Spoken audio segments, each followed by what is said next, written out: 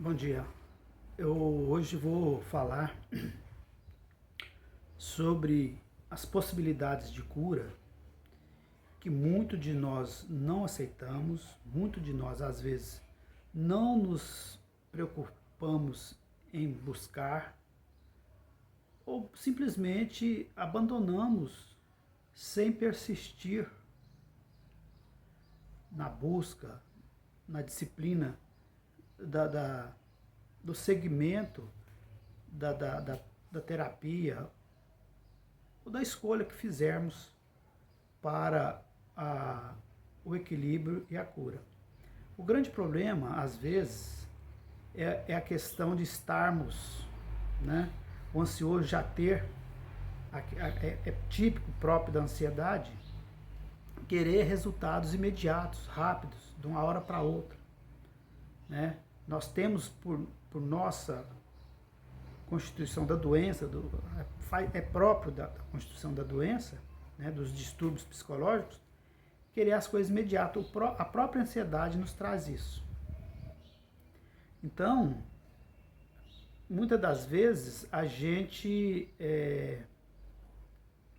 começa a fazer um tratamento, uma terapia ou qualquer outra coisa buscando o equilíbrio ou a cura, e 1 ou 2, 3 dias, uma semana, a gente não vê o resultado que a gente esperava, aí nós abandonamos e voltamos na estaca zero da doença.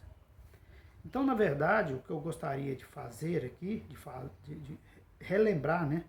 Porque, na verdade, bem da verdade, todos nós já lemos, para quem tem um certo tempo com distúrbio, a gente já sabe, já leu, já ouviu, já escutou algum comentário, já assistiu sobre algumas possibilidades da cura. O que eu vou fazer aqui não é novidade para ninguém, eu acredito. O que eu vou fazer aqui é só relembrar e reforçar alguns tópicos que eu reputo necessário. Então, por exemplo, se a pessoa, vou relacionar algumas possibilidades de cura aqui, de equilíbrio, que é possível sim. O que falta, no meu entendimento, é foco e disciplina. E a pessoa sair daquele imediatismo, querer a coisa que aconteça de uma hora para outra. Precisa disciplina, precisa paciência, precisa tolerância, né? Precisa fazer algumas adequações na nossa vida para que o objetivo seja alcançado. Um exemplo, o remédio, que é o mais tradicional, né? Os remédios ansiolíticos, né? Os remédios para a ansiedade. O que é que a gente muito vê? A própria medicina fala que o remédio ele vai fazer efeito daí 15, 20 dias. Né? Então, muitas das vezes a pessoa começa a tomar o remédio e não vê o efeito esperado, o organismo precisa adaptar-se à química do remédio para o efeito surgir. O ansioso, por sua natureza, espera uma coisa rápida. Então, como nesses 15, 20 dias que geralmente os médicos pedem para o efeito do remédio, muitos das pessoas com quem eu falo abandonam o tratamento porque acreditam que não está fazendo efeito. Ou se não, o que a pessoa faz? Toma um hoje, outro amanhã e vai burlando, vai fazendo, né, uma sabotagem, né? Para se enganar e enganar os outros. Geralmente é isso. Porque às vezes o parente, a mãe, o pai, o marido, fica cobrando. Ele toma um dia, toma outro, e não tem aquela disciplina, aquela regularidade no tratamento. Aí não dá certo.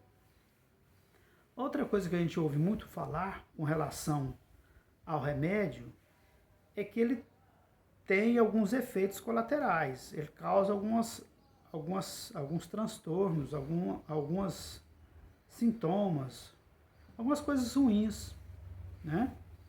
Mas segundo informam também, eu nunca tomei, por isso que eu estou falando de segundo eu vejo, segundo eu ouço. É questão de adaptação. Às vezes, com o decorrer do tempo, o organismo vai adaptando a química do remédio. Mas tem aqueles renitentes, né, como eu, que optei em não tomar o remédio, que preferem outras alternativas.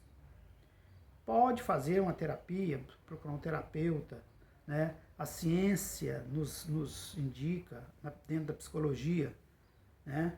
A linha transpessoal, cognitiva transpessoal, né? Nos mostra, né? Tem a junguiana, né? A terapia junguiana, que é a mais tradicional, né? Cada um vai buscar no seu contexto, vai no terapeuta, procura, né? Mas ainda assim, tem pessoas que não se adaptam à terapia, acham muito prolongado, e que tem que passar o resto da vida, ou longo tempo falando com o terapeuta. Muita gente alega isso.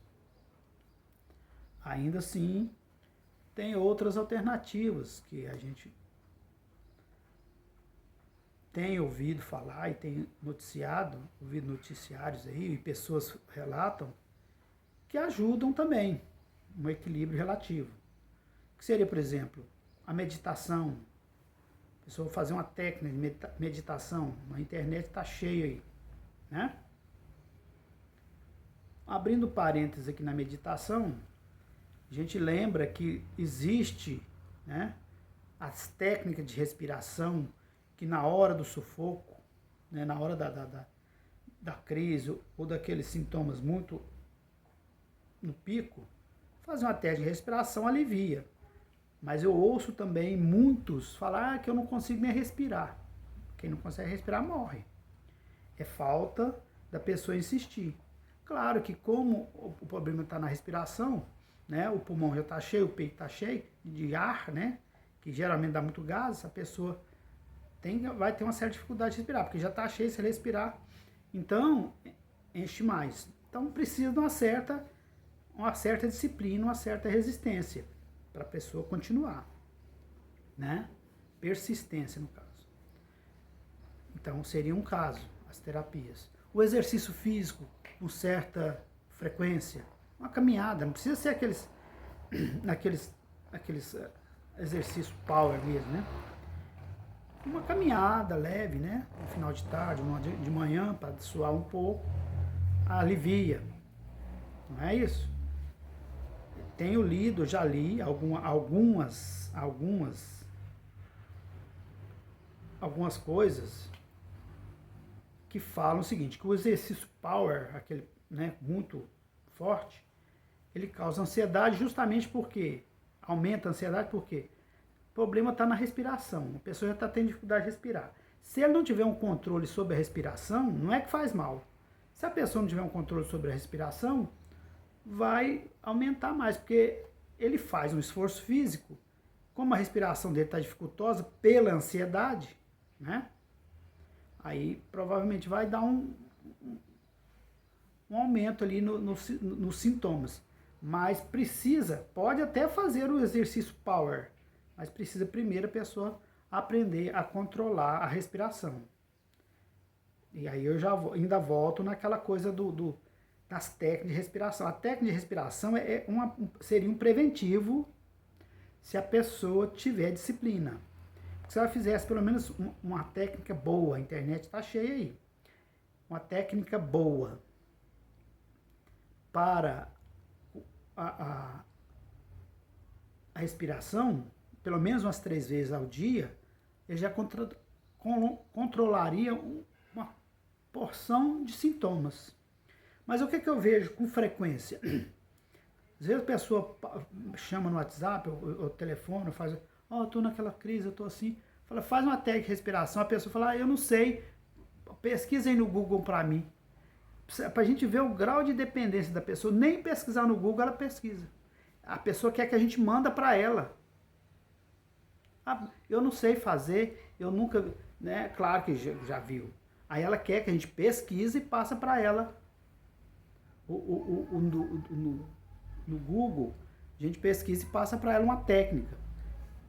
Custaria ali lá, né, técnica de respiração diafragmática, vai aparecer uma série de exemplos lá.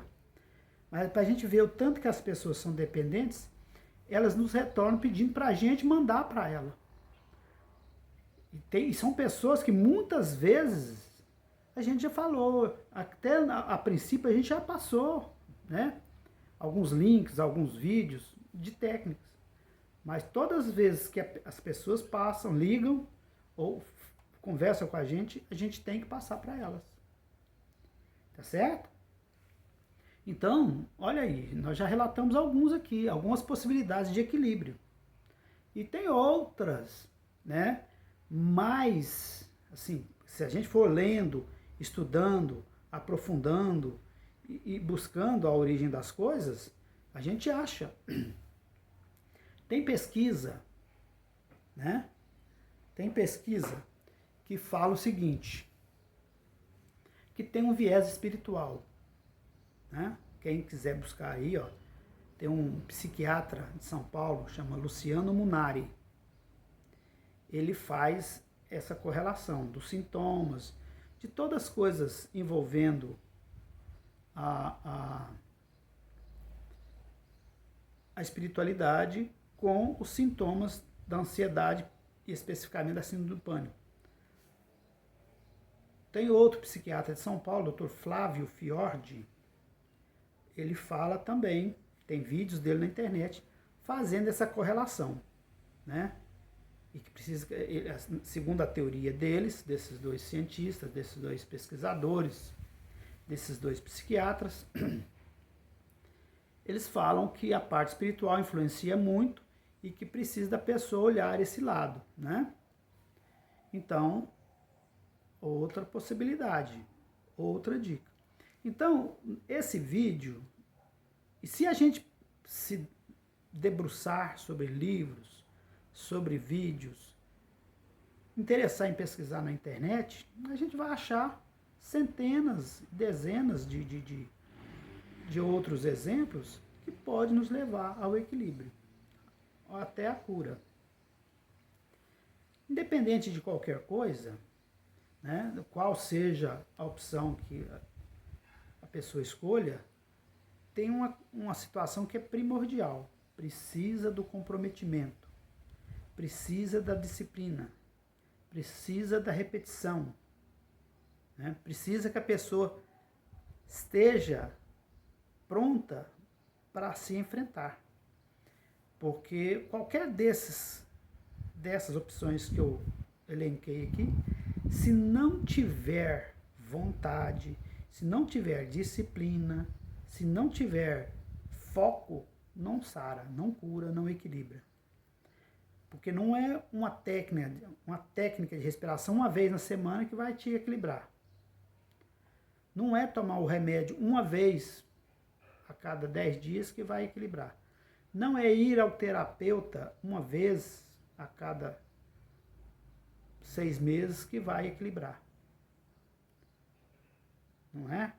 Então, não é caminhar uma vez a cada 30 dias que vai equilibrar. Então, a pessoa precisa estar consciente de que até aquela atitude dela de esperar o resultado rápido faz parte da ansiedade. O ansioso precisa entender que a origem do mal dele está naquela coisa de criar expectativa para logo, para hoje, para agora. É querer que as coisas resolvam no momento. E muitas das coisas que a gente cria expectativa não resolve conforme a gente quer. Uma delas é o equilíbrio. Né? Que bom seria que a gente, no estalar de dedo, resolvesse todos os nossos problemas relacionados à ansiedade. Não é assim. Mesmo porque a lógica, né, o pensamento racional que eu tanto falo, nos leva a crer o seguinte: quanto tempo eu levei para chegar na situação que eu estou? Quantas ansiedades, quantas expectativas, quantas coisas, quantos anos foram necessários para eu chegar nessa situação de desequilíbrio que eu estou. Então não vai ser de uma hora para outra que a cura, o equilíbrio vai vir. Precisa de um tempo também para que a cura, o equilíbrio venha. E precisa da minha disciplina, do meu comprometimento com a minha cura, com o meu equilíbrio. Então por aí vocês veem que tem alternativa sim. Basta ter foco. O que é ter foco? Ter uma certa regularidade no que abraçou fazer. Acreditar naquilo que está fazendo. Né? Não é fazer uma caminhada de 1 hora aí por um período que vai. A coisa é a frequência. Quanto mais, e muito desses toques que eu dei, se fizer juntos, né, o resultado às vezes vem com mais força e com mais, né, celeridade. Nada impede de a pessoa fazer uma meditação, uma caminhada e uma técnica de respiração. Nada impede de fazer os 3 no mesmo período do dia, né? Assim, em períodos do dia alternados. Você faz uma meditação de manhã, uma caminhada logo depois, e a técnica de respiração, alternando com umas 3 vezes ao dia da técnica de respiração. Nada impede, né? O tratamento, seja espiritual, seja com remédio, seja com a terapia, você pode incluir esses outros, a caminhada, a técnica de respiração, a meditação, nada impede. Nada impede da interação dessas alternativas todas juntas. Nada impede. Você pode fazer tudo, né? Tudo isso que eu estou falando para alcançar o objetivo.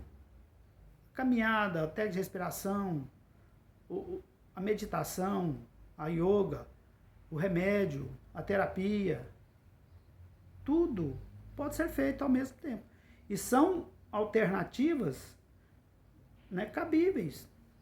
Você fala, não tem dinheiro para ir no psiquiatra fazer terapia. Tem essas outras aí, alternativas. Quanto à parte espiritual, aí já fica mais complicado, mas quem tem a mente aberta, né, não há problema. Precisa ter a mente aberta.